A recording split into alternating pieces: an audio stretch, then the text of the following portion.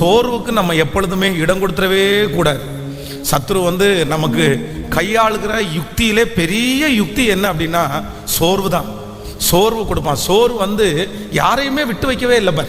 பாருங்களேன், வேதத்தில் நம்ம வாசிக்கிறோம், அவ்வளோ பெரிய தீர்க்கதரிசி, எவ்வளவு சவாலான தீர்க்கதரிசி, எத்தனை பேருக்கு முன்னாடி சவால் விட்டாரு. ஆனால் இந்த சோர்வுன்ற ஒன்று வந்த உடனே அந்த தீர்க்கதரிசி ஆண்டவரை பார்த்து என்ன கேட்குறாரு அப்படின்னா, போதும் கர்த்தாவே, என் ஆத்துமாவை எடுத்துக்கொள்ளும், என் பிதாக்களை பார்க்கலும் நான் நல்லவன் அல்ல. அப்போது நீங்கள் பெரிய தலைவர்களாக இருக்கலாம், பெரிய தலைவியாக இருக்கலாம், நீங்கள் பெரிய சாதனையாளர்களாக இருக்கலாம். ஆனால் இந்த சோர்வுன்ற ஒன்று வந்துச்சு அப்படின்னு சொன்னால் உங்களை அது எங்கே வரைக்கும் நடத்தும் அப்படின்னு சொன்னால், நீங்கள் இந்த உலகத்தில் வாழவே வேண்டாம்டா, பேசாமல் உயிரோடு இருக்கிறத வரைக்கும் செத்துடலான்ற அளவிற்கு சோர்வு நம்மளை கொண்டு போய் விட்டுரும். அதனால சோர்வுக்கு ஆண்டவருடைய பிள்ளைகள் இடம் கொடுக்கவே கூடாது. பொதுவாகவே நமக்கு சோர்வுகள் வருமா அப்படின்னு சொன்னால், எவ்வளவு வேகமாக ஓடினாலும், எவ்வளவு பொறுப்புகள் நமக்கு இருந்தாலும், இந்த சோர்வு மட்டும் டக்கு டக்கு நமக்கு அடிக்கடி வந்துடும். எப்போ அது வருதுன்னு தெரியாது. நீ சோர்ந்து போகிறதுக்கு என்னப்பா, உனக்கு என்ன பிரச்சனை அப்படின்னு கேட்டால் நமக்கு நிறைய பேருக்கு சொல்ல தெரியாது. என் பிரச்சனையை உனக்கு சொன்னால் புரியுமான்னு நம்ம கேட்போம். நமக்கு பணம் இருக்கும், நமக்கு வசதி இருக்கும், நமக்கு பொறுப்புகள் இருக்கும், நமக்கு நிறைய செய்ய வேண்டியது இருக்கும். இது எல்லாமே இருந்தாலும் ஒரு மனுஷனுக்குள்ள சோர்வு என்கிற ஒன்று டக்குன்னு அட்டாக் ஆகும். இது அதான் சீக்கிரமாய் அட்டாக் பண்ணுற ஒரு வைரஸ். ஒரு தேவனுடைய பிள்ளைக்கு டக்குன்னு அட்டாக் ஆகிற ஒரு வைரஸ் என்ன அப்படின்னு கேட்டால் சோர்வு. இந்த தாவீதை குறித்து வேதம் சொல்லுகிறது, அவன் அவ்வளோ சீக்கிரமாய் சோர்ந்து போகிறவர் அல்ல. அப்படின்னா எப்பவுமே ரொம்ப ஆக்டிவாக இருக்கிற மனுஷன். ஆனால் ராஜாக்கள் யுத்தத்திற்கு புறப்படும் காலம் வந்தபோது இந்த தாவீதுக்கு என்ன வருதுன்னா கொஞ்சம் சோர்வு வந்துடுது. டெய்லி பட்டயத்தை தூக்கிட்டு போகிறதா, டெய்லி நம்ம ஒரு சோர்வு வருது. இந்த சோர்வு வந்த உடனே என்னாச்சு அப்படின்னு சொன்னால், வேதம் சொல்லுது யுத்தத்திற்கு போகாமல் வீட்டில் இருந்துட்டாராமா. அந்த வீட்டில் இருந்ததனுடைய விளைவு கடைசியில் அவன் கொலைகாரன் வரைக்கும் அவனை கொண்டு போய் விட்டுருச்சு. அப்போ ஆண்டவருடைய பிள்ளைகளை, இந்த சத்தத்தை கேட்கிற யாரோ ஒருத்தருக்கு ஆண்டவர் பேசலாம். நீங்கள் சோர்ந்து போய் இருக்கலாம். ஆனால் ஆண்டவர் என்ன சொல்கிறார் அப்படின்னா, சோர்வுக்கு மட்டும் நீங்கள் என்ன பண்ணாதீங்க அப்படின்னா, இடம் கொடுக்கவே கொடுக்காதீங்க. இடம் கொடுக்கவே பாருங்களேன். நீங்கள் இன்னைக்கு சமையல் பண்ணுறீங்கன்னு வச்சுங்களேன், இந்த சமையலில் ஒரு நாள் நீங்கள் சோர்ந்து போனீங்கன்னா நம்ம என்ன பண்ணுவோம் தெரியுமா, நிறைய பேர் ஃப்ரிட்ஜில் தேடுவாங்க. அந்த என்ன தேடுவாங்க அப்படின்னா, நேற்றுக்கு வச்ச குழம்பு ஏதாவது மிச்சம் இருக்கா அப்படின்னு.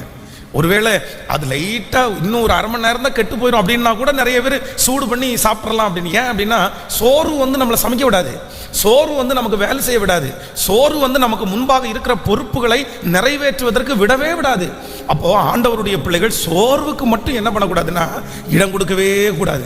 பாருங்க, ஒரு ஆலயத்திற்கு 2.5 மணி நேரம் உட்காருவாங்க. சோர்வு வந்துச்சுன்னு வைங்களேன், அவங்களால பாட்டு பாட முடியாது. சோர்வு வந்துச்சுன்னு வைங்களேன், கைத்தட்ட முடியாது. நம்ம நிறைய பேர் நான் ஆவியோடும் பாடுவேன், கருத்தோடும் பாடுவேன். நம்ம நிறைய பேர் பார்த்தீங்க அப்படின்னா இந்த கை தட்டுவாங்க. ஆனால் 2 கையும் எங்கே வச்சு தட்டுவாங்கன்னா தொட மேலே வச்சு தட்டுவாங்க. ஆனால் உண்மையாக சோர்ந்து போகிறவங்களுக்கும் இல்லாதவங்களுக்கும் எதில் தெரியும் அப்படின்னா, கை தட்டும் போது கையை அடை கொடுத்து கீழே ஒரு பொசிஷன் கொடுத்தாட்ட மாட்டாங்க. என்ன தருவாங்க, நல்லா இப்படி தட்டுவாங்க. அவங்க தான் உண்மையிலே ஆக்டிவாக இருக்கிறவங்கன்ற அர்த்தம். அப்போது பரமபிதாவாகி நம்முடைய தேவன் நம்மிடத்தில் என்ன எதிர்பார்க்குறார் அப்படின்னா, அவர் அனாதி தேவன், அவர் சோர்ந்து போகிறவரே இல்லை. ஒருவேளை உங்களுடைய கணவனாருக்காக ஜெபம் பண்ணி சோர்ந்து போகலாம். உங்கள் பிள்ளைகளுக்காக ஜெபம் பண்ணி சோர்ந்து போகலாம். ஆண்டவரிடத்தில் கேட்டு நீங்கள் சோர்ந்து போகலாம். ஆனால் ஆண்டவர் உங்களுக்கு சொல்லுகிறார், சோர்ந்து போகிறவனுக்கு அவர் பலன் கொடுத்து சத்துவம் இல்லாதவனுடைய சத்துவத்தை பெருக பண்ணுகிற ஒரு நல்ல தேவன். ஹல்லேலூயா. இது நீங்கள் மோசேயை வேதத்தில் வாசிப்பீர்களே, ஆனால் அவன் பிறக்கும் போதே அவன் மேலே ஆண்டவர் விஷன் வச்சிருந்தாரு. பிறக்கும் போதே ஸ்பெஷல் தான். ஸ்பெஷல் குழந்தை அப்படின்றது இந்த மோசே. ஏன் அப்படின்னா எல்லா குழந்தைகளும் நைல் நதியிலே போடப்படும் போது இந்த குழந்தை மட்டும் நைல் நதியில பாதுகாப்பா ஒரு பெரிய நாடர் பெட்டியில ரொம்ப அழகா வருது. பாருங்களேன், அங்க இருக்கிற எல்லா குழந்தைங்களும் அந்த வயசுல சாகுது, ஆனா இந்த ஒரு குழந்தை மட்டும் ஜீவனோட இருக்குது. அப்போ ஸ்பெஷல். எல்லா குழந்தைகளுக்கும் ஒரு அரசு அப்படின்னா ராஜாவினுடைய வீட்டிலிருந்து ஒரு கட்டளை பெறப்படுது. என்ன கட்டளை அப்படின்னா, இந்த வயசுக்குள்ள இருக்கிற எல்லா குழந்தைகளையும் நைல் நதியில போடுங்க அப்படின்னு ஒரு அரண்மனையிலிருந்து ஒரு சத்தம் வருது. அதே அரண்மனையில இது அந்த வம்சத்தை சேர்ந்த மோசே வளர்க்கப்படுறான். பாருங்களேன், எவ்வளவு பெரிய ஆச்சரியம். அந்த குளிக்கும் போது அந்த ஸ்திரீக்கு அந்த மோசை கிடைக்கிறாரு. இந்த குழந்தைய வளர்த்துறதுக்கு ஒரு அம்மா வேணும் அப்படின்னு கேட்டா சம்பளம் கொடுத்து சொந்த அம்மாவே அந்த இடத்துல நியமிக்கிறாங்க. பாருங்க, எவ்வளவு ஸ்பெஷல் குழந்தை. யாரு? மோசை. எவ்வளோ ஸ்பெஷல் குழந்தை. ஆண்டவர் எவ்வளோ அழகாக அவனை நடத்தினார், எவ்வளோ ஆச்சரியமாய். ஆனால் தன்னுடைய வாழ்க்கையில் 40 வருஷம் ஆண்டவர் ஒரு சோதனைக்குள்ளே அனுப்புனதுக்கு அப்புறம் மோசை என்ன பண்ணிட்டார்னா ரொம்ப சோர்ந்து போயிட்டார். அவ்வளோதான். இந்த சோர்வு அவரை எப்படி நடந்துச்சு அப்படின்னு சொன்னா, ஆண்டவர் வந்து உன் மேல அழைப்பு இருக்குது, உன் மேல அபிஷேகம் இருக்குது, நீ வா அப்படின்னு கூப்பிட்டதுக்கு அப்புறம் கூட இவர் என்ன சொல்றாருன்னா, வேற யாரையாவது அனுப்புங்க, வேற யாரையாவது அனுப்புங்க. என்ன அப்படி வேண்டாம்? அப்போ உங்க மேல அழைப்பு இருக்கலாம், உங்க மேல அங்கீகாரம் இருக்கலாம், உங்க மேல ஆண்டவருடைய பெரிய தரிசனம் இருக்கலாம், சின்ன வயதுலேருந்தே ஆண்டவர் உங்களை ஸ்பெஷலா வந்து உங்களை கர்த்தர் நடத்தலாம். ஆனா சோர்வுன்ற ஒண்ணுக்கு நீங்க இடம் கொடுத்துட்டீங்கன்னு கண்டிப்பா சொல்றேன், உங்க தரிசனமெல்லாம் உங்களுக்கு மறைஞ்சிடும். உங்களால் எழும்பவே முடியாது. ஆண்டவரிடத்துல 12 சீடர்கள் இருக்கிறார்கள். அதுல 11 பேர் வந்து ஆண்டவரை சிலுவையில அரைஞ்சிடறாங்க அப்படின்னு சொன்ன உடனே அத்தனை பேருக்கு சோர்வு வந்துச்சு. பாருங்களேன், சோர்வு வந்து ஒவ்வொருத்தரும் ஒவ்வொரு மூலையில ஒதுங்கிட்டாங்க. யாருமே அதுக்கப்புறம் ஊழியம் செய்யறதுக்கு இன்ட்ரெஸ்டடாவே இல்லை. ஆண்டவர் மட்டும் உயிர் தெழுந்து அந்த சீடர்களை திரும்ப சந்திக்கல அப்படின்னா அத்தனை பேரும் ஊழியத்தை விட்டே போயிருப்பாங்க. யாருமே ஊழியம் செஞ்சிருக்க மாட்டாங்க. ஆனால் ஆண்டவர் வந்து சோர்ந்து போகிற அவர்களுக்கு காட்சி அளித்து ஆண்டவர் அவர்களை தைரியப்படுத்தினார். இன்று வரையிலும் இந்த சத்தத்தை கேட்கிற நம்ம நிறைய பேர் இன்னைக்கு வரைக்கும் ஓடுறோம் அப்படின்னா, ஆண்டவர் நம்மளை என்ன பண்றாருன்னா, சோர்ந்து போகும்போதெல்லாம் நம்மை பலப்படுத்துகிற கிறிஸ்து நமக்குள்ளே இருக்கிறார். அவர் தான் நம்மளை தட்டி கொடுக்கிறார், அவர் தான் நம்மளை பலப்படுத்துவார். அதனால இன்னும் இந்த பாட்டை பாடும்போது எல்லாரும் என்ன சொல்ல போறோம் அப்படின்னா, என்ன நடந்தாலும் நான் என்ன பண்ண மாட்டேன்னா, சோர்ந்து போக மாட்டேன். சொல்லுங்க எல்லாரும் ஆமென். சோர்ந்து போகிறவனுக்கு அவர் பலன் கொடுத்து சத்துவம் இல்லாதவனுடைய சத்துவத்தை அவர் பெருக பண்ணுகிற கர்த்தருக்கு காத்திருக்கிறவர்களோ புது பலன் அடைந்து தங்கள் செட்டைகளை அடித்து உயரே எழும்புவார்கள். அவர்கள் ஓடினாலும் களைப்படைந்து போவதே இல்லை. ஹல்லேலூயா. அதுவும் வந்து இந்த வெயில் காலம் வந்து பாத்தீங்க அப்படின்னு சொன்னா, இந்த வெயில் காலம் அதிகமான சோர்வா இருக்கிற காலம். ரொம்ப உடம்பெல்லாம் ரொம்ப அடிச்சு போட்டது மாதிரி, அப்படியே என்னமோ ஒரு பெரிய வெயிட்டை தூக்கி உடம்புல வச்சது மாதிரி, இந்த வெயில் சூடு அதிகமா இருக்கிறதுனால நிறைய பேருக்கு அவர்களை அறியாமலே உடல் சோர்வு வரும். உடல் சோர்வு வந்தோடனே நிறைய பேருக்கு மன சோர்வு வரும். ஆனா உண்மையிலே நீங்க இடம் கொடுத்துறாதீங்க. எதுக்கு இடம் கொடுத்துறாதீங்கன்னா, சோர்வுக்கு மட்டும் நீங்க என்ன பண்ணக்கூடாதுன்னா, இடம் கொடுக்கவே கூடாது. நீங்க வந்து பிசாசு வந்து உங்களை வஞ்சிக்கிற ஒண்ணு என்ன அப்படின்னா, உங்களை சோர்வுக்குள்ளாக்கிட்டா போதுமே. நீங்க சோர்ந்து போயிட்டான்னு பாருங்களேன், அந்த எல்லா காரியம் அப்படியே தடையா நின்றும். அதனால இந்த பாட்டை பாடும்போதே எல்லாரும் ஆண்டவரிடத்துல கேட்க போறோம், ஆண்டவரை என்ன நடந்தாலும் நான் என்ன பண்ண மாட்டேன் அப்படின்னா, சோர்ந்து போக மாட்டேன். எத்தனை பேர் ஆமோதிக்கிறீர்கள்? என்னை அழைத்தவர் என்னோடு கூட இருக்கிறார், அவர் என்னை நடத்துவதற்கு வல்லவராக இருக்கிறார். ஆமென். அரண்மனை சேர்ந்து உள்ளார்ந்த மனிதன் நாளுக்கு நாள் புதிதாக்கப்படுகிற நேரம் இது.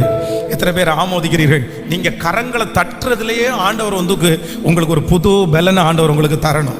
எல்லா சோர்வுகளையும் ஆண்டவர் எடுத்து போட்டு ஒரு உற்சாகத்தினால ஆண்டவர் உங்களை நிரப்புவாராக. ஆமென். தாவீது, இன்னொரு விஷயத்தை கூட சொல்லிடுறேன். தாவீதனுடைய பிள்ளைகள், மனைவி, அவன் கூட இருந்த அத்தனை பேருடைய மனைவி, பிள்ளைகள் எல்லாரையும் சிறைபிடித்து கொண்டு போறாங்க. இப்போ அத்தனை பேரும் அந்த இடத்துல என்ன பண்றாங்கன்னா, ஒரு ஆண் மக்கள் அத்தனை பேர் ஓன்னு சத்தம் போட்டு அழுதா எப்படி இருக்கும் பாருங்க. அத்தனை பேர் சத்தம் போட்டு அழுறாங்க. ஏன்னா வீடெல்லாம் தீக்கிரையாக்கப்பட்டிருக்கிறது. மனைவி பிள்ளைங்க யாரையுமே காணோம். எல்லாரும் அப்படியே சோர்ந்து போனார்கள். யுத்த புருஷர்கள் சோர்ந்து போனார்கள். கையில கத்தி வச்சிருக்காங்க, ஆனா சோர்ந்து போனாங்க. பலசாலிகள் சோர்ந்து போனார்கள். ஆனா வேதம் சொல்கிறது, தாவீது தன் தேவனாகிய, நீங்கள் வந்து 1 சாமுவேல் 30ஆம் அதிகாரத்தினுடைய 6வது வசனம், தாவீது மிகவும் நெருக்கப்பட்டான். சகல ஜனங்களும் தங்கள் குமாரர் குமாரத்திகள் நிமித்தம் மன கிளேசத்தினால் அவனை கல்லறிய வேண்டும் என்று சொல்லிக் கொண்டார்கள். தாவீது தன் தேவனாகிய கர்த்தருக்குள்ளே தன்னை திடப்படுத்தி கொண்டான். சொல்லுங்க பார்க்கலாம். தாவீது தேவனாகிய கர்த்தருக்குள்ளே தன்னை திடப்படுத்தி கொண்டான். இன்னும் இசை சொல்லுங்கள். தாவீதுன்ற இடத்துல உங்க பேரை போடுங்க. உங்க பேரை போட்டு சொல்லுங்க, பென்ஸ் தன் தேவனாகிய கர்த்தருக்குள்ளே தன்னை திடப்படுத்தி கொண்டான். சொல்லுங்க, உங்க பேரை சொல்லி சொல்லுங்க. பென்ஸ் தன் தேவனாகிய கர்த்தருக்குள்ளே தன்னை திடப்படுத்தி கொண்டான். ஆமென். அவ்வளவு பெரிய சூழ்நிலை, அவ்வளவு பெரிய பிரச்சனை. ஆனா சோர்வு, எல்லாருக்கும் இருக்கிற சோர்வு தான் தேவனுடைய மனுஷனுக்கு வருது. ஆனா தேவனாகிய கர்த்தருக்குள்ளே தன்னை திடப்படுத்தி கொண்டான். ஆமென். சொல்லுங்கள். இந்த சத்தத்தை கேட்கிற யாரோ ஒருத்தருக்கு ரொம்ப அதிகமா சோர்வு இருக்கு அப்படின்னு சொன்னா, இன்னைக்கு ஆண்டவர் பேசுறாரு, நீ எனக்குள்ளே உன்னை திடப்படுத்திக் கொள். நீ எனக்குள்ளே உன்னை திடப்படுத்திக் கொள். தூசியை உதறிவிட்டு எழுந்திரு. நீ போக வேண்டிய தூரம் வெகு தூரம். நீ பண்ண வேண்டிய பிரயாணம் இன்னும் நிறைய இருக்கிறது. ஆபத்து காலத்தில் நீ சோர்ந்து போவாயானால் உன் பலன் குறுகிற்று என்று ஆண்டவர் சொல்லுகிறார். ஹல்லேலூயா. எனக்கு சோர்வு வராதா பாஸ்டர்? எவ்வளோ பெரிய நெருக்கமான ஒரு சூழ்நிலையில் நான் போகிறேன், எவ்வளோ பெரிய ஆபத்தான சூழ்நிலையில் போகிறேன், இந்த இடத்துல கல்லும் கரைஞ்சிரும் பாஸ்டர், இவ்வளோ பெரிய பிரச்சனையிலையும் நான் சோர்ந்து போகக்கூடாதுன்னு நீங்கள் எப்படி சொல்கிறீங்க? ஆனால் ஆண்டவர் என்ன சொல்கிறார் அப்படின்னா, ஆபத்து காலத்தில் நீ சோர்ந்து போவாயானால் உன் பலன் குறுகிற்று. எங்கே சோர்ந்து போகக்கூடாதாமா? ஆபத்து காலத்தில் நீ சோர்ந்து போகவே கூடாது. ஹல்லேலூயா. தன்னுடைய தகப்பனார் கேன்சர் வியாதியினால் இறந்து போனார். இப்போ தன்னுடைய தாயாருக்கும் பார்த்தீங்க அப்படின்னா 2 கிட்னியும் ஃபெயிலியர். தன்னுடைய தகப்பனார் இறந்து போகும்போதே மொத்த பொறுப்பும் அந்த வாலிப தம்பி தலை மேலே வைக்கப்பட்டுச்சு. சரி, கொஞ்சம் அம்மா இருக்காங்க, நம்மளை சப்போர்ட் பண்ணுவாங்கன்னு பார்த்தா அப்பா இறந்த 1.5 வருஷத்துக்குள்ள தன்னுடைய தாயினுடைய 2 கிட்னி ஃபெயிலியர் ஆயிடுச்சு. அவங்களுக்கும் டாக்டர் டைம் ஃபிக்ஸ் பண்ணிட்டாங்க, இல்லை முடியாது அப்படின்னு சொல்லிட்டாங்க. அப்போ அந்த பையன் ரொம்ப சோர்ந்து போய், என் தலையெழுத்து ஏன் இப்படி ஆயிடுச்சு, நாங்கள் நல்லாவே இருக்க மாட்டோமா அப்படின்னு சொல்லும்போது ஆண்டவர் அந்த பிள்ளையை தைரியப்படுத்துகிறார். தைரியப்படுத்தின உடனே பாருங்க, தான் கூட பிறந்த 3 அக்கா தங்கச்சி எல்லாரையும் கூப்பிட்டு தைரிய பத்தி தட்டி கொடுத்து, நான் உங்களுக்கு இருக்கிறேன், எல்லாம் நல்லா படிங்க, நல்ல வேலைக்கு போலான்னு சொல்லி அந்த பையன் முன்னாடி நின்று அந்த குடும்பத்தை அழகாய் நடத்தி போனான். அப்ப ஆண்டவருடைய பிள்ளைகளே, சோர்ந்து போயிட்டீங்க அப்படின்னு சொன்னா உங்களை நிறைய பேர் திடப்படுத்தவே முடியாது, உங்களை தூக்கி எடுக்கவே முடியாது. பணம் இல்லைன்னா ஒரு 5 ரூபாய் கொடுத்து உங்களை தூக்கி நிறுத்தலாம், அப்படியெல்லாம் கிடையாது. சோர்வு என்கிறது பணத்தினாலே அல்ல. சோர்வை யார் தான் ரெடி பண்ண முடியும்னா, கர்த்தர் உங்களை கொண்டுதான் உங்கள் சோர்வுகளை சரி பண்ண முடியும். இன்னைக்கு ஊழியக்காரன் மூலமா ஆண்டவர் பேசுறாரு, கர்த்தருடைய வார்த்தை கடந்து வருது. நீ சோர்ந்து போகாதே மகளே, நீ சோர்ந்து போகாதே மகனே, இதுவரையிலும் நடத்தின கர்த்தர் இனிமேலும் உன்னை நடத்துவார், இனிமேலும் உன்னை அழைத்து கொண்டு போவார். வாழ்க்கை அப்படிதான், போராட்டமாக தான் இருக்கும். ஆனால் சோர்ந்து போகிறவனுக்கு பலன் கொடுக்கிற கர்த்தர் நம்மோடு கூட இருக்கிறார். ஆமென். எல்லாரும் உற்சாகமாய் கரங்களை தட்டி பாடி, நான் சோர்ந்து போகவே மாட்டேன். ஹல்லேலூயா. எல்லாருடைய கரங்களையும் தட்டி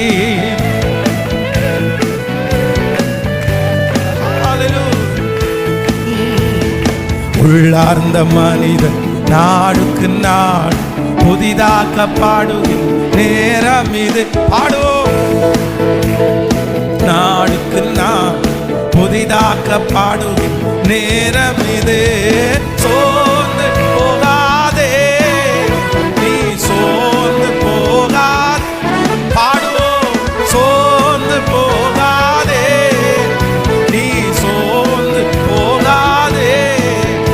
அதி சீக்கிரத்தில் நீங்கிவிடும் லேசான உபத்திரவம், சீக்கிரத்தில் நீங்கிவிடும் இந்த லேசான உபத்திரவம். பாடுவோம். ஈடு இணையில்லா மகிமை இதனால் நமக்கு வந்திடுமே. ஈடு இணையில்லா மகிமை இந்த பிரச்சனையினால் வந்திடுமே. சோர்ந்து போ. கைகளை மேல தட்டி பாடு. பாடுவோம். நீ சோர்ந்து போகாதே, அதி சீக்கிரத்தில் நீங்கிவிடும் இந்த லேசான உபத்திரவம். அதி சீக்கிரத்தில் நீங்கிவிடும் இந்த லேசான உபத்திரவம். கிறிஸ்துவின் பொருட்டு நெருக்கப்பட்டார், பாக்கியம் நமக்கு பாக்கியமே. கிறிஸ்துவின் பொருட்டு நெருக்கப்பட்டார், பாக்கியம் நமக்கு பாக்கியமே. சோர்ந்து நீ சோர்ந்து போகாதே, சோர்ந்து போகாதே. நீ சோர்ந்து கைகள மேல அதி சீக்கிரத்து நீ விசுவாசத்தோட பாடுங்க. ஹல்லேலூயா. அதி சீக்கிரத்தில் நீங்கிவிடும் இந்த லேசான உபத்திரவம். ஹல்லேலூயா. வேதத்துல பாத்தீங்க அப்படின்னா அநேக பெண்மணிகள் என்ன பண்ணலன்னா சோர்ந்தே போகல. பாருங்க, வேதத்துல ரூத்தை குறித்து நம்ம வேதத்துல வாசிக்கிறோம். மாமியார் என்ன பண்ணிட்டாங்கன்னா ரொம்ப சோர்ந்துட்டாங்க. ஏன்னா அவங்க கண்ணு முன்னாடி 3 மரணத்தை அவங்க பார்த்துட்டாங்க. தன்னுடைய கணவனார் மரிச்சிட்டாரு, தனக்கு இருந்த 2 பிள்ளைகளும் மரிச்சு போனாங்க. அதனால அவங்க என்ன சொல்றாங்க அப்படின்னு சொன்னா, நான் நிறைவுள்ளவளாய் போனேன், இப்ப நான் எப்படி வந்திருக்கிறேன் அப்படின்னு சொன்னா குறைவுள்ளவளாய் வந்திருக்கிறேன். ரூத்தை பார்த்து அந்த மாமியார் சொல்லுகிறா, என் மகளே நீ திரும்பி போயிடு. இத்தனைக்கும் ரொம்ப நல்ல மாமியார், ரொம்ப நல்ல மாமியார். நகோமி மாதிரி ஒரு மாமியார் வந்து உங்களுக்கு அமையணும். சின்ன வயசுல இருக்கிற பிள்ளைங்க எல்லாம் ஜெபம் பண்ணும்போது எனக்கு நகோமி மாதிரி ஒரு மாமியாரை தாங்க அப்படின்னு ஜெபம் பண்ணுங்க. என்ன அப்படின்னு சொன்னா, இந்த தன்னுடைய பிள்ளை இறந்து போயிட்டான். தன்னுடைய பிள்ளை இறந்து போனதுனால தன்னுடைய மருமகா தன்னுடைய பிள்ளையோடு சேர்ந்து கஷ்டப்படணும்னு நினைக்கவே இல்லை.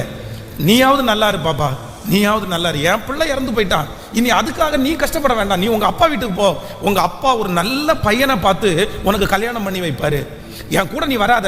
இல்லை உன் கூட நான் வருவேன்னு சொன்ன உடனே நான் வந்து இனி வந்து குழந்தை பெற்று அது வளர்ந்து உனக்கு அவரை மருமனை நான் எப்படி தருவேன், அன்னைக்கு வரைக்கும் நீ எப்படி காத்திருப்ப. எப்படி அந்த உணர்வுகளை ஃபீல் பண்றாங்க பாருங்க அந்த மாமியார்.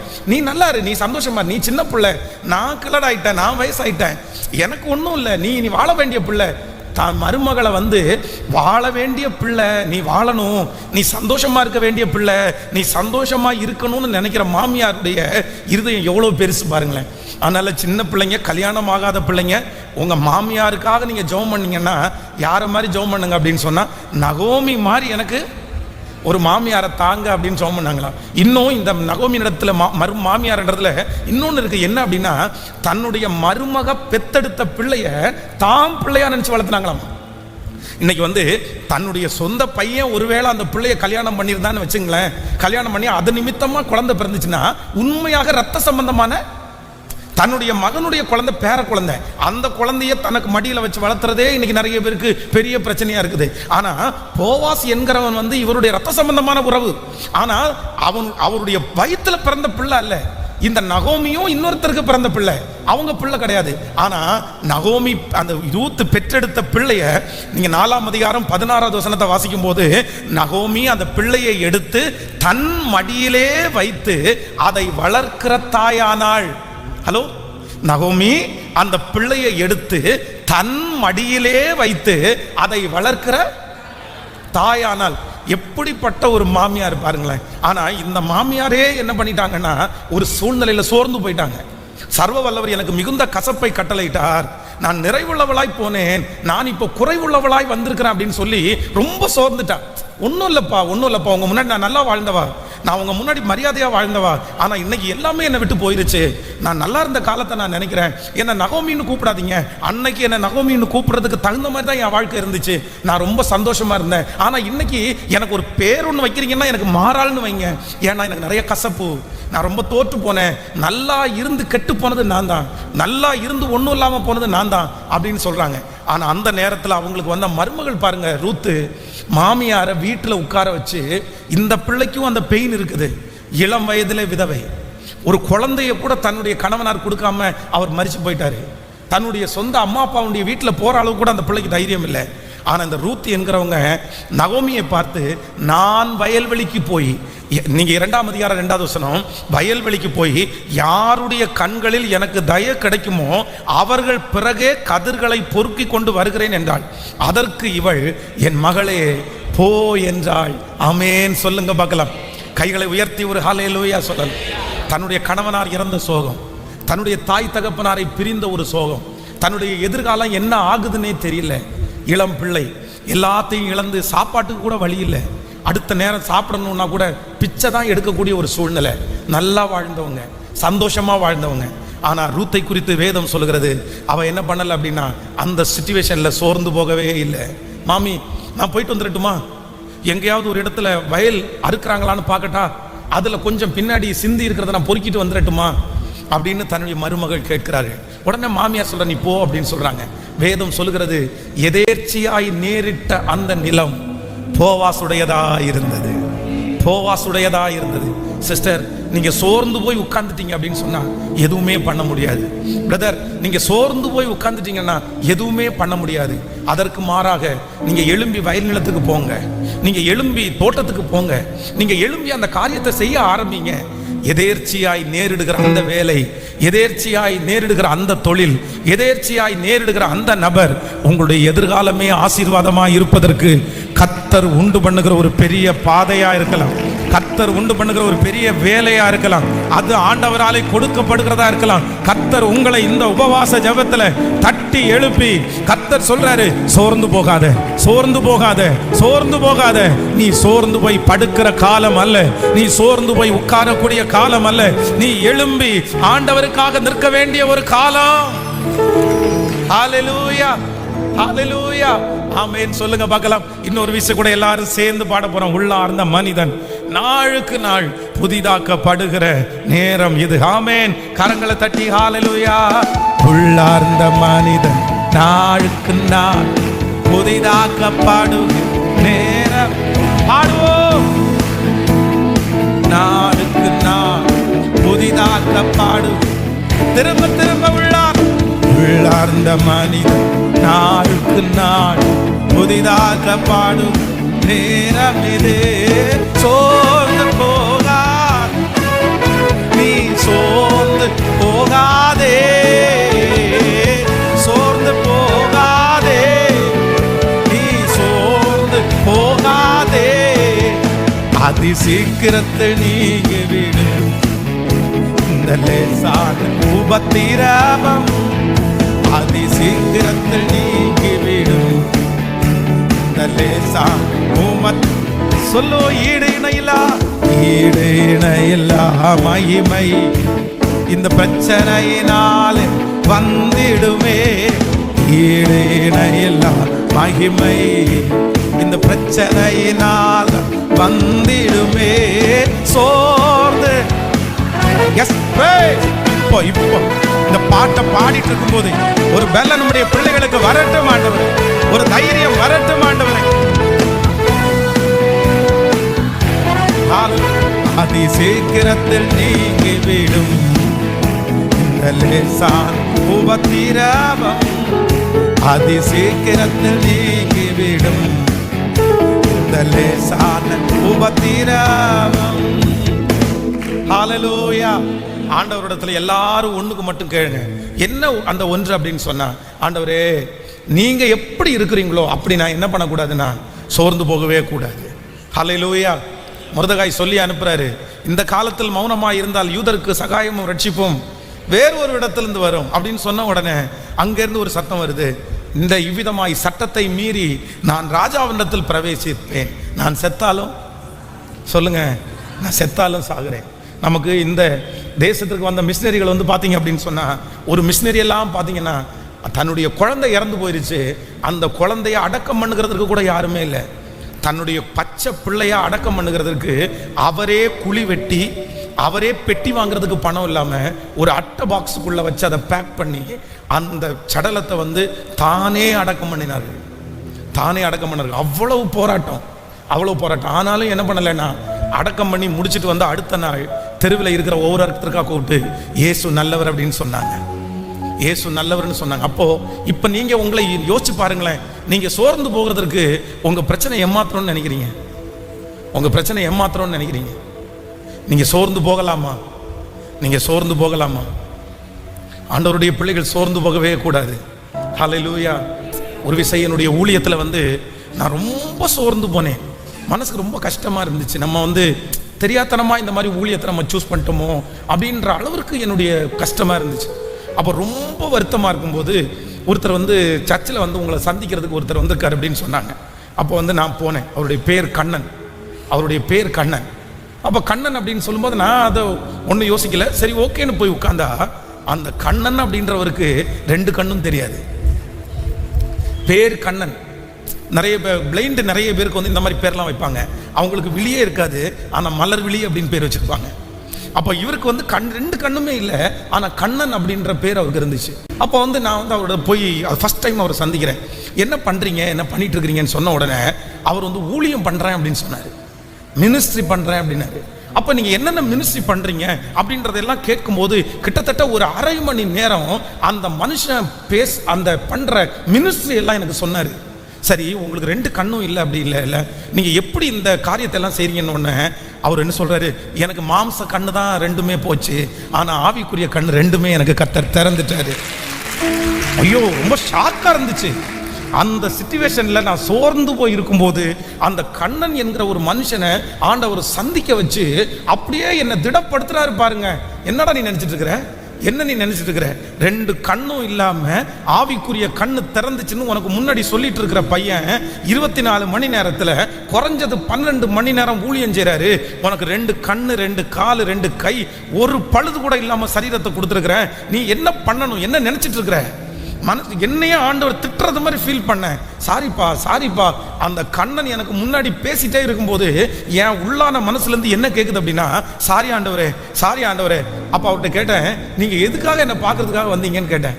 அது ஒன்றும் இல்லை, இந்த பிளைண்ட்ஸ் எல்லாரையும் சேர்த்து ஒரு மீட்டிங் நடத்துறதுக்காக நான் முயற்சி எடுக்கிறேன், உங்க சர்ச்சில் இடம் கொடுப்பீங்களா அப்படின்னு கேட்கறதுக்காக தான் வந்திருக்கிறேன் அப்படின்னாரு. அப்ப மனசுல நான் நினைச்சிட்டேன், நீங்க இடம் கேட்கறதுக்காக வரல, எனக்காகவே ஆண்டவர் என்னை திடப்படுத்துறதுக்காக தான் அனுப்பியிருக்கிறாரு. உங்களுக்கு இடம் சாங்ஷன், நீங்க இடத்த தாராளமா எடுத்து நடத்துங்கன்னு சொல்லி அந்த மனுஷன் வந்து நம்முடைய சபையில் அவங்களுடைய பிளைண்ட்ஸை வச்சு அந்த மீட்டிங் நடத்தினாரு. அப்போ ஆண்டவருடைய பிள்ளையே, இன்றைக்கு சோர்ந்து போய் இருக்கிற நிறைய பேரை பார்த்து ஆண்டவர் சொல்றாரு, நீ ஜிஹெச் ஹாஸ்பிட்டலுக்கு போய் பாரு மகனே, உன்னை எப்படி நல்லா வச்சிருக்கிறேன்னு அப்பதான்ப்பா உனக்கு தெரியும். நீ தெரு ஓரத்தில் போய் பாரு மகனே, அப்பதான் மகனே உனக்கு தெரியும் உன்னை எவ்வளவு நல்லா வச்சிருக்கிறேன்னு. சிறைச்சாலையில போய் பாரு மகளே, அங்கதான் உனக்கு தெரியும் உன்னை எவ்வளவு நல்லா வச்சிருக்கிறேன் நான். சில இடங்களெல்லாம் இருக்குது, அந்த இடத்துக்கு நீங்க போய் பாருங்க. அதான் சுவிட்சர்லாந்து அந்த ஊழியத்திற்கு போகும்போது அங்கே இருக்கிற வந்து மெயின் ஒரு பிளேஸ் அப்படின்னா அவர்களுடைய அந்த ராஜாக்கள் கூடுகிற அந்த இடம் அப்படின்னா நம்முடைய அங்கெல்லாம் செக்யூரிட்டி எல்லாம் பெருசா இல்லை, கேமரா மாட்டியிருக்கிறாங்க, ஆனா யார் வேணாலும் அங்கே உள்ள போய் பார்க்கலாம், அந்த மாதிரி தான் வச்சிருக்கிறாங்க. அவ்வளோ காஸ்ட்லியான நாடு, அத்தனை அப்படியே சாதாரணமா நம்ம எல்லாம் போய் அங்க வந்து நம்முடைய பணத்தை எல்லாம் வச்சு வாழ்ந்துட முடியாது. நம்முடைய 100 ரூபாய் தான் அவங்களுக்கு 1 ரூபாய். நம்ம 100 ரூபாய் எடுத்துட்டு போனா அங்க 1 ரூபாய் தான். நம்ம மதிப்பு ரொம்ப குறைவான மதிப்பு, அவ்வளோ பெரிய பணக்கார நாடு. ஆனா அந்த நாட்டுல பாத்தீங்க அப்படின்னா அந்த தெரு ஓரத்துல நிறைய பேர் நான் பார்க்கிறேன், ட்ரக்ஸ் அந்த இன்ஜெக்ஷன் போட்டு நடு ரோட்ல பேதைகளாய் அப்படியே ஒன்றும் தெரியாம அந்த ஊர்ல நடந்துட்டு இருக்கிறவங்கள நான் பார்த்தேன்.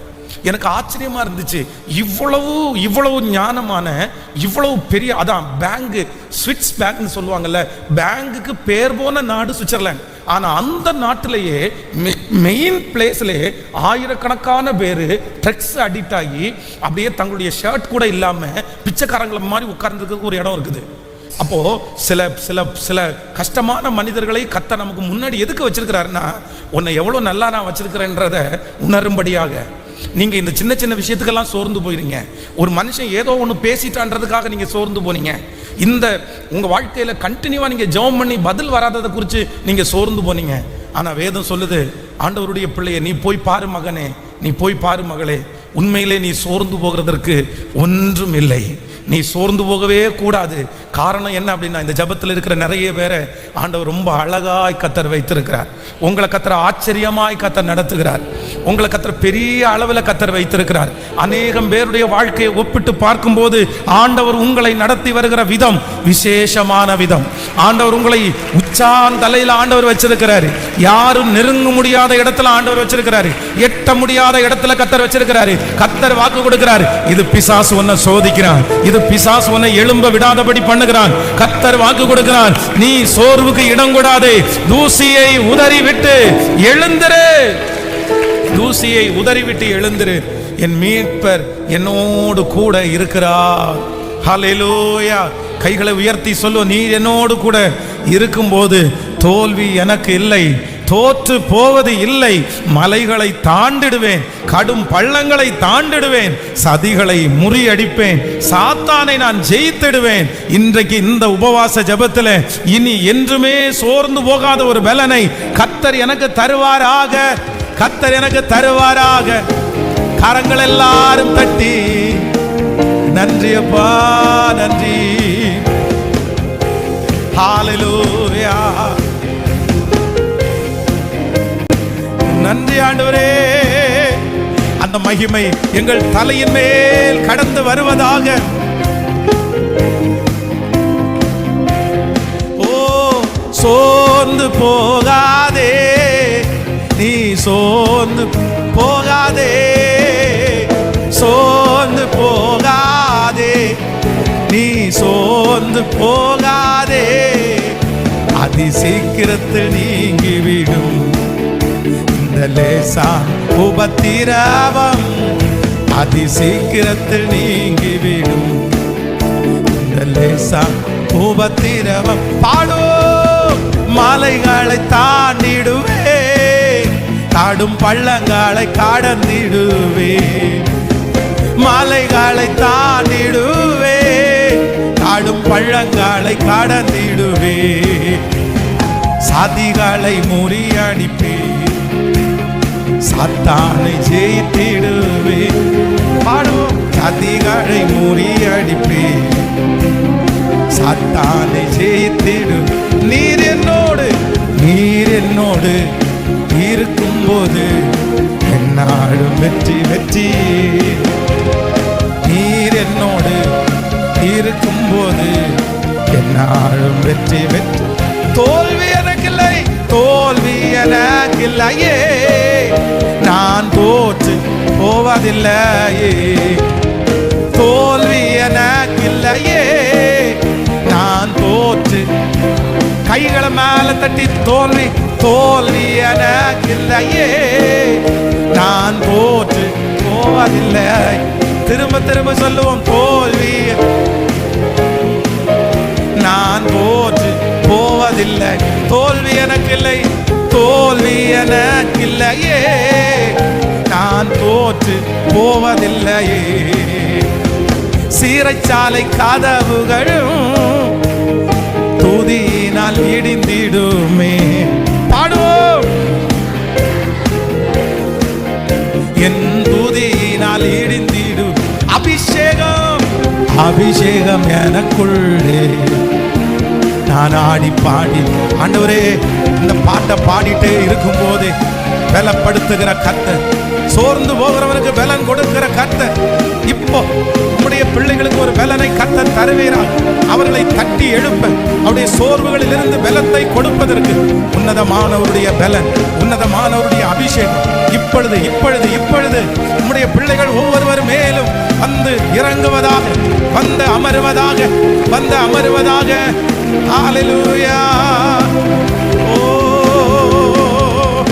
மலைகளை தாண்டிடுவே, கடும் பள்ளங்களை கடந்திடுவே. ஓ, சாதிகளை முறியடிப்பே, சாத்தானை ஜெயித்திடுவே. ஹல்லேலூயா ஹல்லேலூயா ஹல்லேலூயா ஹல்லேலூயா ஹல்லேலூயா ஹல்லேலூயா ஹல்லேலூயா ஹல்லேலூயா ஹல்லேலூயா ஹல்லேலூயா. சொல்லுவோம், நீர் என்னோடு நீர் என்னோடு. கர்த்தருடைய ஆவியானவர் நிறைய பேர் மேல அவருடைய பலத்தை கர்த்தர் ஊற்றுகிறார், அவருடைய பலத்தை கர்த்தர் ஊற்றுகிறார். வெற்றி வெற்றி. தோல்வி எனக்கில்லை, வல்லமை வல்லமை வல்லமை, மகிமை மகிமை மகிமை. இப்போ விசுவாசத்தோடு நான் தோற்று போவதில். தோல்வி எனக்கில்லை, தோல்வி எனக்கில்லையே, நான் தோற்று போவதில்லை. அறிக்கை செய், மரணம் வரைக்கும், உங்களை சந்திக்கிற வரைக்கும் நான் தோற்று போவதில்லை. ஹல்லேலூயா. தோல்வி எனக்கில்லை, நான் தோற்று போவதில்லை. ஆண்டவர் குயவனை பார்த்து, ஆண்டவர் தீர்க்கதரிசியை பார்த்து ஆண்டவர் சொல்றாரு, நீ எழுந்து குயவன் வீட்டுக்கு போ. நீ எழுந்து, சத்தமா சொல்லுங்க. அப்புறம் ஆண்டவர் இன்னொரு தீர்க்கதரிசியை பார்த்து சொல்றாரு, நீ எழுந்து எலும்புகள் உள்ள பள்ளத்தாக்குக்கு போ. எங்க போ? எலும்புகள் உள்ள பள்ளத்தாக்குக்கு போ. அப்போ தீர்க்கதரிசி எல்லாரையுமே ஆண்டவர் வந்து ஒரு இன்சிடென்ட் நடந்த ஒரு இடத்துக்கு, நீ அங்க போப்பா, நீ அங்க போப்பா.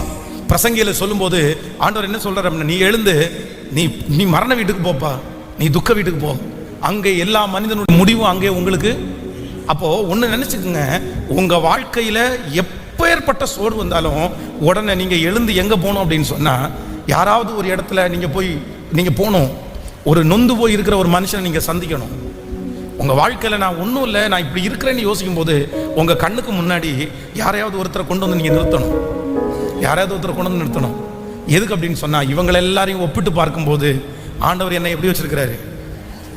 சொல்லுங்க சத்தமா, கேட்கல. சத்தமா சொல்லுங்க. நல்லா வச்சிருக்கிறாரா இல்லையா? எத்தனை பேர் நல்லா வச்சிருக்கிறாரு? எத்தனை பேர் நல்லா வச்சிருக்கிறாரு? ஆமென். ஜிஹெச் ஹாஸ்பிட்டலில் ஒரு வியாதியில் படுத்து கிடக்கிற ஒரு மனுஷனுக்காக ஜெபம் பண்ணிட்டு போகும்போது பக்கத்தில் இருக்கிற வந்து எனக்காக ஜெபம் பண்ண முடியுமான்னு கேட்டார். என்ன பிரச்சனை அப்படின்னு கேட்டார். இல்லை ஒன்றும் இல்லை, எனக்கு ஒரு காலை கட் பண்ணி எடுத்துட்டாங்க அப்படின்னு எனக்காக ஜெபம் பண்ணுங்க அப்படின்னு சொன்னார். அவருடைய தலைமாட்டில் யாருமே இல்லை, எந்த நபருமே இல்லை. அப்போ உங்களை பார்த்துக்கிறதுக்கு யாருமே இல்லையான்னு கேட்டாங்க. அப்போ அவர் சொன்னார், இல்லை எனக்கு ஒரே ஒரு பையன் மட்டும்தான், மனைவி கூட இருக்கிறாங்க. என் பையன் ரொம்ப வருஷத்துக்கு முன்னாடியே கோவிச்சுட்டு என் வீட்டை விட்டு போய் அவன் கல்யாணம் பண்ணி தனியாக செட்டில் ஆகிட்டான். மனைவி மட்டும்தான் இருக்காங்க. நாங்கள் ரொம்ப கஷ்டப்படுறோம். அவள் டெய்லி கூலி வேலைக்கு போகிறா. அவள் டெய்லி வேலைக்கு போனால் தான் எங்களுக்கு சாப்பாடு. அதனால் காலையில் வந்துடுவா. காலையில் வேலைக்கு போகிறதுக்கு முன்னாடி என்னை பார்த்துட்டு போயிடுவாங்க. அப்புறம் சாயந்தரம் ஒரு 6 மணி 7 மணிக்கு வந்துடுவா. திருப்பி வேலைக்கு போவா அப்படின்னு சொன்னேன். சரி, இட நேரத்தில் உங்களுக்கு ஏதாவது தேவைப்படுச்சுன்னா நீங்கள் என்ன பண்ணுவீங்க அப்படின்னு கேட்டால் அவர் என் கையில் ஒரு குச்சியை காமிச்சார். இந்த குச்சியை எடுத்து அப்படியே ஊனி அவ்வளோதான், நானே போய் வாங்கிட்டு நானே போய் வருவேன். ஜிஹெச் ஹாஸ்பிட்டலில் ஒருத்தர் இல்லை, அந்த நோயாளியை ஒரு டீ வாங்கி கொடுக்கறதுக்கு, ஒரு பன்னு வாங்கி கொடுக்கறது, ஒரு டேப்லெட் வாங்கி கொடுக்கறதுக்கு கூட துணையாக கூட யாருமே சொல்லுங்க. அங்கே இருக்கிறதுல 25% பேரை என்னென்ன அட்மிட் பண்ணியிருக்கிறாங்கன்னா இவங்களை விசாரிக்கிறதுக்கு யாரும் இல்லைன்னு அனாதைன்னு தான் நிறைய பேர் அட்மிட் பண்ணியிருக்காங்க. ஜிஹெச் ஹாஸ்பிட்டலில் இன்றைக்கும் போய் பாருங்கள், 25% பேருக்கு கேர் எடுக்கிறதுக்கு யாரும் இல்லை, சைன் போடுறதுக்கு யாரும் இல்லை. அவங்களுக்கு என்ன எழுதப்பட்டிருக்குன்னா அவங்க அனாதை என்று எழுதப்பட்டிருக்கிறது. இப்படிப்பட்ட உலகத்தில் நீங்கள் வாழ்ந்துட்டு இன்னைக்கு சாதாரணமான ஒரு சின்ன சின்ன விஷயத்துக்கு சோர்ந்து போய் ஆண்டவரையே மறுதளிச்சு, ஆண்டவரையே கேள்வி கேட்டு நொந்து போய் இனி நான் ஏன் வாழணும், எதுக்கு வாழணும், என்னை எடுத்துக்குங்க ஆண்டவரே, நான் செத்து போனால் நல்லவா இருக்கும் அப்படின்னு உங்கள் மனசில் நீங்கள் நினைப்பீங்கன்னா ஆவியானவர் உங்களை குறித்து எவ்வளோ துக்கப்படுவார் நீங்கள் நினைக்கிறீங்க? ஆண்டவர் எவ்வளோ துக்கப்படுவார்? தான் சாக வேண்டும் என்று நினைக்கிற பேர் மேலே ஆண்டவர் எவ்வளோ வருத்தப்படுவார், எவ்வளோ வருத்தப்படுவார். அதான் ஆண்டவருக்கு மோசை அவ்வளோ தூரம் உன்னை நடத்தினேப்பா, அவ்வளோ தூரம் உன்னை பாதுகாத்தனேப்பா, சின்ன வயசுலேருந்தே அவ்வளோ அற்புதம் செஞ்சு இந்த 40 வருஷமும் ஆண்டவர் உன்னை இந்த இடத்துல உருவாக்குறேன் நான். ஆனால் இப்படி செஞ்சும் நீ வரமாட்டேன்னு சொன்னோன்னா ஆண்டவருக்கு ரொம்ப கோபம் வருது, ரொம்ப கோபம் வருது. அதனால் ஆண்டவர் கோபப்படுறது மாதிரி நீங்கள் யாரும் நடந்துக்க கூடாது. நீங்கள் சோர்ந்து போனீங்கன்னா ஒரு விதத்தில் தட்டி கொடுக்கறதுக்கு நிறைய பேர் இருப்பாங்க.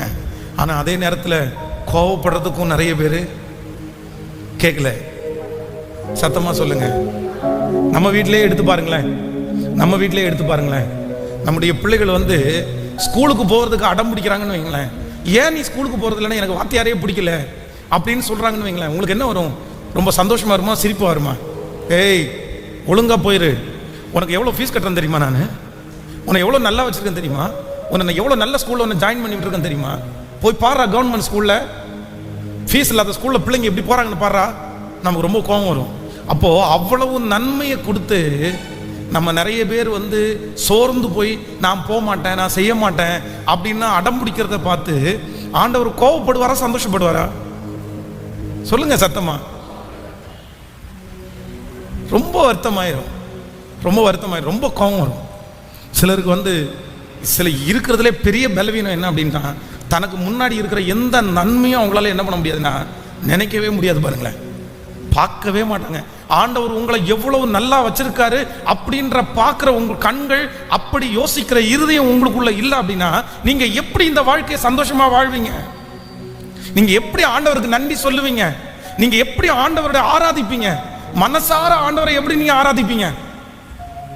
நம்ம நிறைய பேர் ஒப்பிட்டு பார்க்கறது யாரை தெரியுமா? பணக்காரரையும் உயர்ந்தவர்களையும் அவங்கள தான் ஒப்பிட்டு பார்க்குறோம். ஆனா அவங்களுடைய வெளி தோற்றத்தை மட்டும்தான் பார்க்குறோம். அவங்களுடைய உள்ளுக்குள்ள எவ்வளவு வருத்தம் இருக்குன்றது நமக்கு நிறைய பேருக்கு தெரியாது. அதனால இன்றைக்கு ஒரு தீர்மானம் எடுங்க.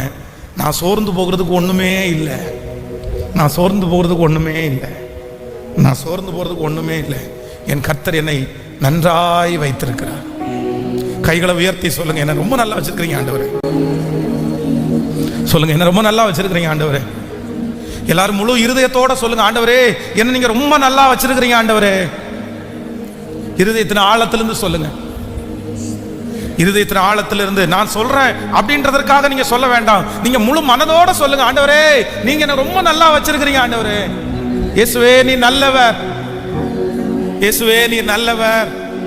உடைக்கப்பட்ட நேரத்தில் எனக்கு நீங்க ரொம்ப பக்க துணையா இருந்தீர் ஆண்டவரே, எனக்கு இதுவரைக்கும் நீ நல்லவரா இருந்தீர் ஆண்டவரே. ஹalleluya. எனக்கு நல்லவராய், ரொம்ப நல்லவராய் இருந்தவரே. எல்லாரும் சொல்லுவோம், எனக்கு நல்லவராய், ரொம்ப நல்லவராய் இருப்பவரே.